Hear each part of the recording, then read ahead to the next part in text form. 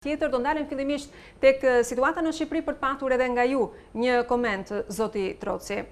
Në lidhje me shifrat, Doris, ç'mund të themi, ishin ato të pritshme pasi është një numër i lartë 421 të prekur. Sot faktikisht është shënuar një shifër rekord, 421 qytetarë që janë konfirmuar vetëm në 24 orë, pavarësisht se dhe gjatë ditëve të fundit kemi parë trendin që çdo ditë po thyet nga një rekord, pra çdo ditë kemi dhe më tepër infektime. Po shohim rritje fatkeqësisht dhe tek numri i viktimave. Në këto 24 orë kishim 7 viktima, por gjatë ditëve që kanë kaluar kemi pasur dhe 9 viktima. Ky është numri më i lartë pra që kemi pasur në vendin tonë. Ndërkohë, mjekët na kanë thënë që një situatë e pritshme, por më tepër pritej në momente që ndoshta do të ftojë dhe pak më tepër koha, do të ulenin temperaturat, pra do ishim fiks në periudhën e dimrit. Por kjo situatë po ndodh pikërisht kur ne fillojnë në muajin tetor, ku temperaturat vijojnë të ishin ende të larta dhe ende nuk kemi asnjë rast të gripit. Pra ajo periudha e frikshme ndoshta që mund të themi që do të kemi një ngatresë me gripin dhe situatën e Covidit, ende nuk ka ardhur, por ne po shohim rritje të rasteve pikërisht tani kur ende nuk kemi qarkullim të gripit. Ndërkohë, Dori, situata në spitale si paraqitet? A kemi të mbushje të 2 spitaleve Covid dhe çfarë po ndodh ndërkohë tek Treshi? Atëherë, 2 spitalet Covid, infektivi dhe shef qendror që janë thuajse të ezauruar, pra ndaj lindi nevoja për të hapur Covid-3 që është tek ish kirurgjia në QSUT, ndaj shpeshherë bëhen këto lëvizjet në momente që mbushen plot 2 spitalet, personat që janë në rikuperim dërgohen te Covid-3 dhe kështu lirohen shtretër për pacientët e rinj që vinë. Urgjencat kanë qenë shumë të larta dhe tek spitali infektiv, sidomos kanë mbi 15 apo 20 urgjenca brenda ditës, ambulancat jashtë spitalit infektiv mund të jenë 6 ambulanca gjatë mesditës, të cilat qëndrojnë në pritje duke sjell pacient të ri. Ndaj është kjo situatë që po tregon realisht këtë përkthimin e shifrave. Infektimet në masë dhe po kthehen edhe do të shtruarit në spitale. Po, ndërkohë, doktor, nisur edhe nga situata e cila është prezantuar tashmë në Shqipëri me numër në rritje të personave të infektuar, po ashtu dhe me ata të cilët humbin jetën, por edhe me të shtruarit. Një koment juaj, si ju duket kjo situatë në vendin tonë? E kemi mjekun Troci besoj, sapo... Po, zoti Troci, dëgjojmë. Tani ju dëgjoj. Është një situatë në Shqipëri e cila në shifra bën fjalë për 421 të infektuar dhe 7 humbje jete. Po, e dëgjova. Mund themi që si në Shqipëri edhe në Itali sot kemi rekord numrash në kuptimin negativ. Ne kemi pasur sapo erdhëm përditësimi i të dhënave të sotme, ku kemi pasur një rritje të numrit të humbjeve të jetëve. Kemi pasur 425 persona që kanë humbur jetën. Kemi edhe një rekord në numër viktima në Itali pacient që kanë humbur viktim sot, kështu që kemi pasur edhe një numër pozitiv mbi 30.000 pacient pozitiv, po ashtu edhe tamponet që janë kryer janë rreth 220.000. Mund themi që situata po përkeqësohet dhe shpresojmë që këto masa që kanë filluar duke u marrë që përpara në Itali, po nga nesër siç e dini do futet një rregull tjetër, një shtrëngim tjetër masash, kështu që Italia është ndarë në këto zonat e famshme në bazë të kriticitetit që janë 21 pika që ka marrë parasysh Instituti Superior di Sanità bashkë me qeverinë për të vendosur dhe për të ndarë Italinë në zona të ndryshme. Lombardia ku unë jetoj, që është dhe Milano fatkeqësisht është në një zonë të quajtur zonë e kuqe, ku nuk është si lockdowni, si themi, si ai i marsit, po sido që tjetë është ai skenari 4, ai më i rrehti. Pastaj kemi ato zonat portokalli dhe zonat të verdha dhe zonat jeshile. Mund themi që në Itali nuk ka asnjë zonë jeshile. Në çdo vend të Italisë ai indeksi RMT që jep atë ritmin e transmetimit të virusit është shumë i lartë, në disa vende ka kaluar 1.5, është edhe rreth 2. Dhe kjo është një nga pikat kryesore për vendosjen e masave, edhe pse si mund të keni dëgjuar shumë krahina duan që të e kundërshtojmë të vendim të qeverisë, tani do të shikojmë se si do vazhdojnë nga nesër. Por ajo që mund them nga terreni, mund them që ne spitali është mund them i saturuar komplet, aty ku punojmë me pacientë që kanë Covid. Kemi shumë edhe ambulanca që presin që me pacient brenda ambulancës që presin që të lirohet si thua është një vend për të shtruar, kështu që situata... Ekziston frika për t'ju rikthyer asaj situata të tmerrshme që u përjetua në mars, zoti Troci? Ekziston frika dhe është e vërtet se disa kolegë dhe disa shkencëtarë tjerë thonë që është e vërtet se 80% e pacientëve e kalojnë mund të kurohen në shtëpi, nuk kanë probleme, kjo është shumë e vërtet, po duke patur parasysh një numër ai 20% që nga këto 20% 5% mund të përfundojnë në terapi intensive, edhe ky 15% pacientëve që kanë nevojë për një shtrim në shifra shumë të mëdha, edhe pse është relativisht i vogël, është diçka që çon në kolaps çdo sistem shëndetësor në botë. Në Itali tashmë një nga kriteret kryesorë që është ai gjurmimi, ne e kemi humbur, nuk arrim dot që të gjurmojmë rastet. Sistemi është në sofrencë, në situash në vuajtje, pavarësisht numrit të madh tamponeve që kryen. Nuk arrin të bëjnë kontaktet. Këtë ka që 2 javë që kjo situatë vazhdon, që nuk arrin të kryen aq tampone sa kërkohet. Dhe kemi humbur atë gjurmimin që është një nga ato tretët e famshme për ndalimin e zinxhirit dhe ndalimin e përhapjes. Mund themi që virusi e ka ngritur kokën në mënyrë shumë të tmerrshme. Ne nuk besonim që do vinte, siç tha dhe më parë dikush, që nuk besonim që do vinte përpara dhe ka shpejt, siç erdhi tani në Itali, dhe u kujtuam sikur ajo e vera që kishim nga 200 raste do na i lejonte sikur e harruam.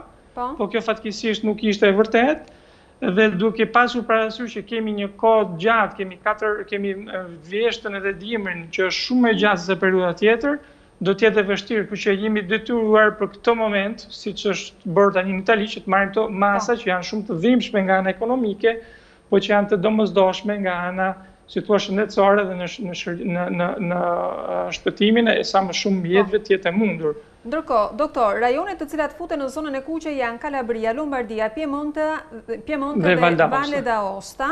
Ndërkohë që, me pak rrezik është zona e verdhë, Abruzzo, Basilicata, Campania, Emilia-Romagna, Lazio, Veneto dhe Liguria, ndërsa në Portokalli futen Puglia dhe Sicilia. Për të ndalur pak tek zonat e kuqe, çfarë ndodh me masat kufizuese, kush do të lejohet vijojë të qarkullojë dhe për çfarë arsyesh, ndërkohë që shikojmë që shkollat e kopshtet do të vijojnë të qëndrojnë të hapura?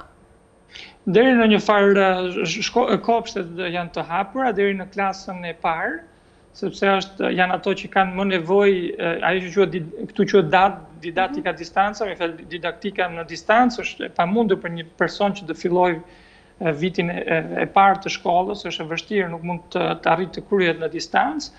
Në zonat e kuqe, shtrëngimet janë më të forta, kështu që restorantet janë të mbyllura, çdo aktivitet që është i panevojshëm dhe nuk është i quajtur në thojza, them esencial, në këtë moment është i mbyllur. Lëvizja, ti mund lëvizësh, mund dalësh nga shtëpia për të bërë aktivitet fizik, i vetëm, jo si herës tjetër që nuk lejohej.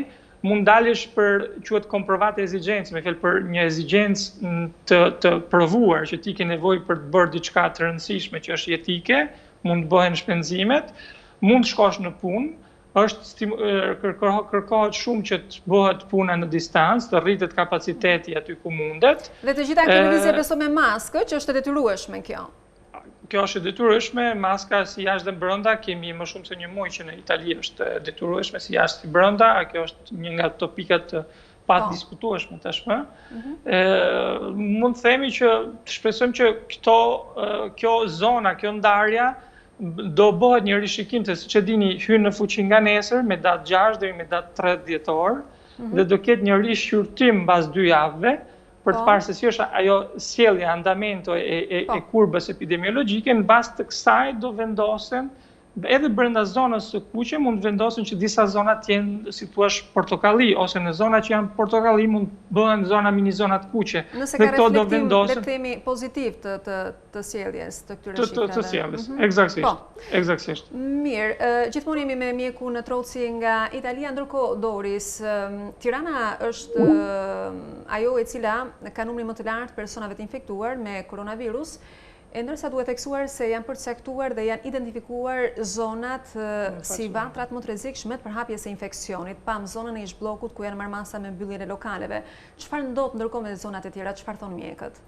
Atëherë në gjithë vendin kemi diku të rreth 500 vatra që janë aktive me COVID-19, por Tirana është ajo që ka rastet më të mëdha.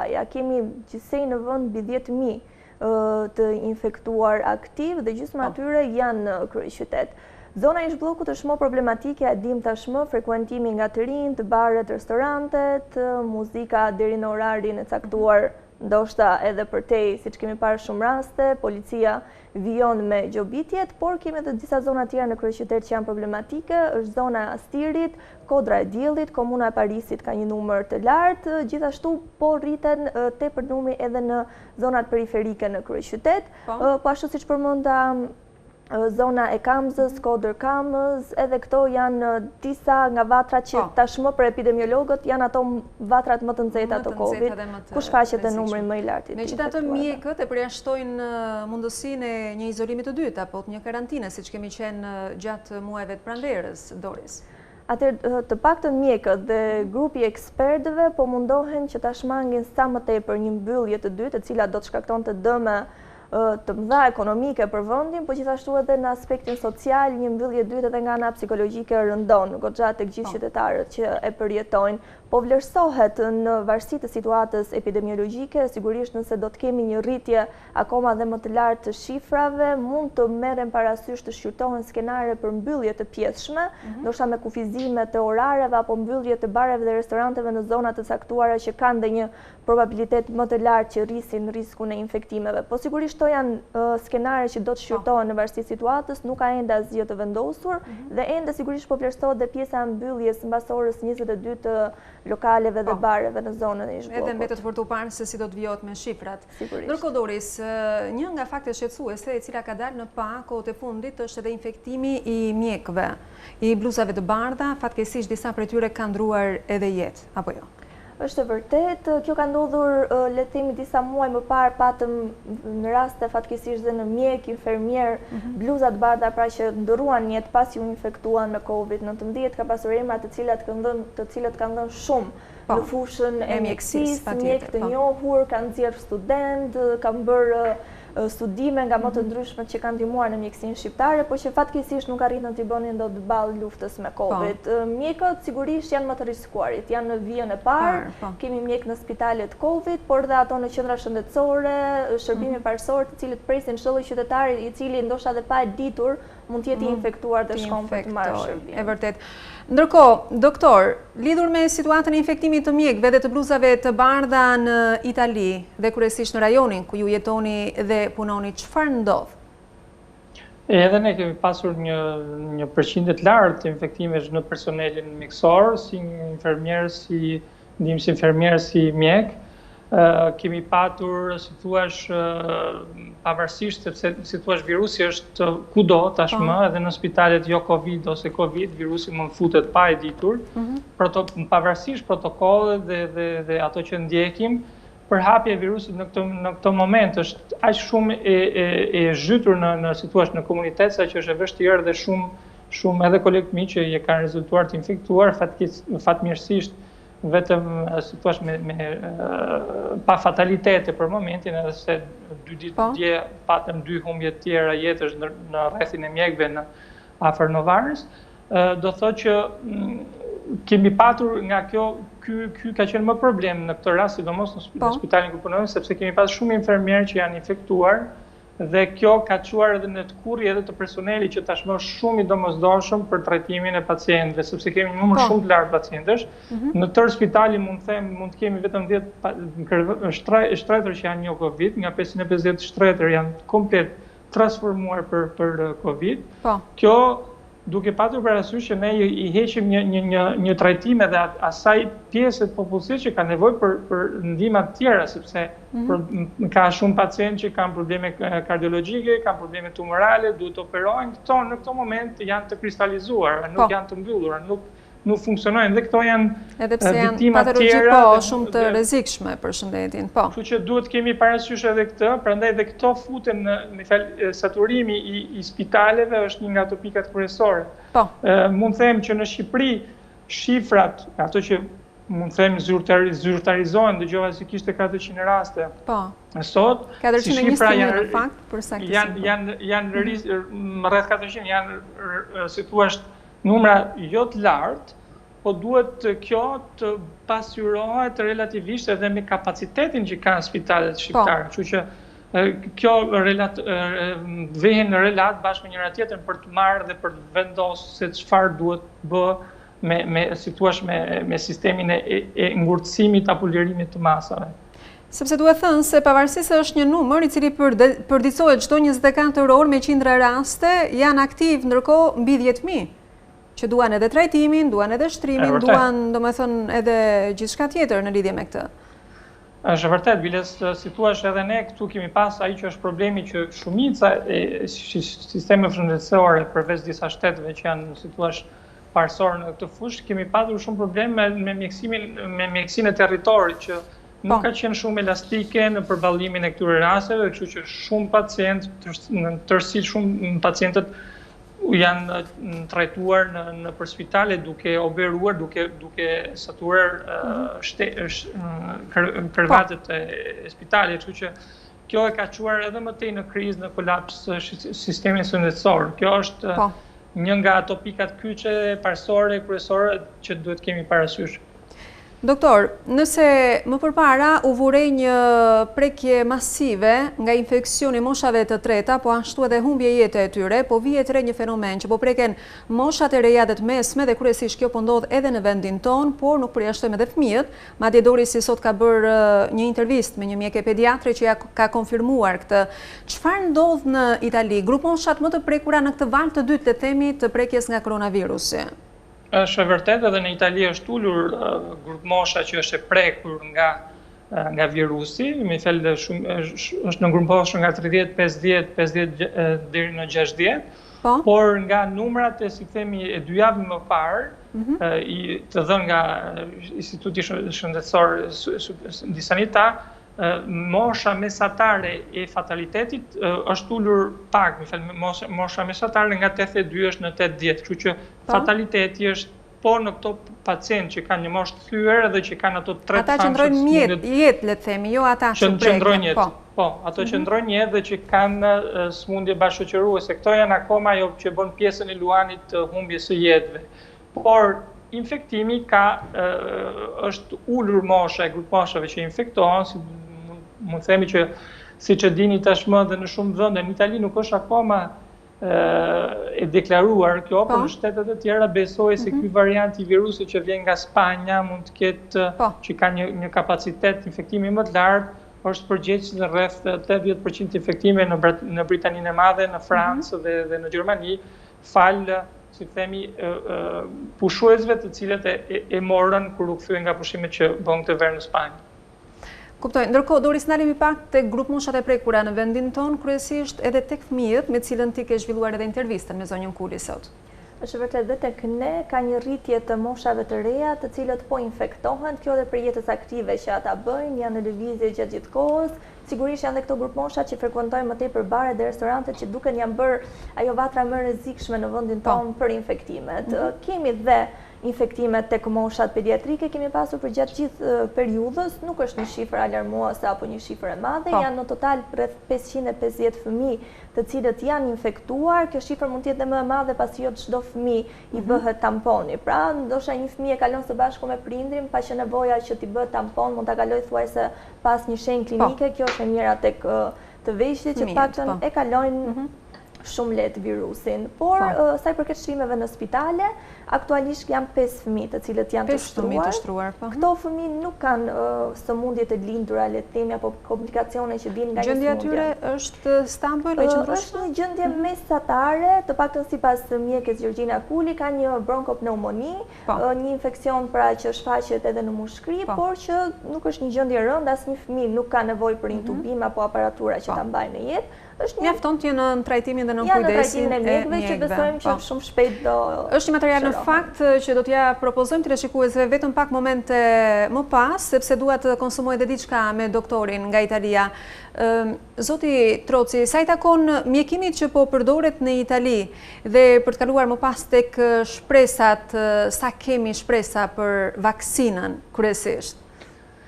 Atëherë, në Itali, si në shumë vende, nuk kemi një protokoll unik që është për komplet territori nacional, po kemi protokolle regionale, që quhen çdo krahim ka një protokoll, por pak a shumë janë ato protokolle që përdoren tashmë në botë dhe dim kush janë ilaçet që përdoren më shumë dhe ato që kanë nevojë dhe momenti kur trajtohen pacientët. Kështu që 3-4 janë ato pikat kryesore siç e dimi, është në pacientët që kanë nevojë për shtrim dhe për një ndihmë të lehtë, jo intensive, që është oksigjenimi në raste kur pacienti ka nevojë, kështu që oksigjeni, trajtimi me heparin, kortizoni dhe në raste si thua mbi infektimi antibiotiku. Këto janë ato si thua trajtimet masive. Pastaj kemi edhe ato ilaçet e famshme që e njihni edhe ju në Shqipëri që është remdesivir që ne e përdorim në disa pacientë në protokollet e caktuara.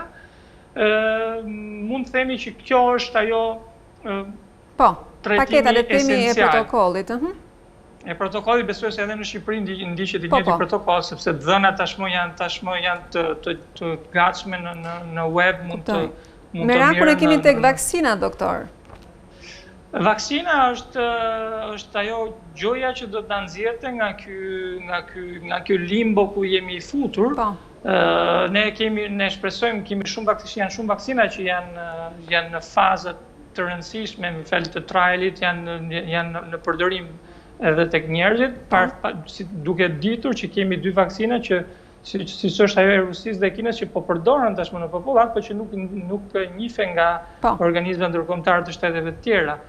Kemi shumë shpesh edhe vaksina, por besoj se vaksina do të jetë gati nga fillimi i pranverës ose fundi i pranverës, kështu që për momentin nuk është ajo që për shpresuar. 2021, kështu që nuk besoj se tashmë do kemi mund të incidojë në mënyrë shumë të fortë në trajtimin e zinxhirit të transmetimit të virusit. Kështu që për këtë ne kemi përfunduar prapë ajo armë vetëm që kemi, që është lockdowni i lehtë, i fortë, i vështirë si ta doni, po është vetëm armë që na ka ngelur si armë e fundit, po themi. Një gjë të fundit për të gjithë qytetarët shqiptar në kuadër edhe të kësaj kohe të pazakon që po përjetojmë dhe që sigurisht një pjesë e madhe atyre të cilët kanë familjarët e tyre tashmë të prekur nga Covidi apo që nuk tregojnë kujdesin e domosdoshëm që ata të mos preken, doktor. Unë mund them që ne duhet jemi të vetëdijshëm që virusi ekziston, unë e shikoj për ditë, merr jetë për ditë edhe mund themi në pacient që janë më të brisht edhe në moshë të thyer, kështu që ne duhet tregojmë të kujdesim për vetveten, për të dashurit tanë, por edhe për të mirën e një vendi, sepse një papërgjegjësi, si themi personale, nuk mund të kushtëzojë jetën e të tjerëve. Kështu që është e rëndësishme që ne të jemi të përbashkët në luftën kundër këtij virusi. Ishte kënaqësi, doktor, që komunikuam drejt për së drejti nga Italia Bashk. Ju uroj punë të mbarë. Shumë faleminderit. Faleminderit dhe juve.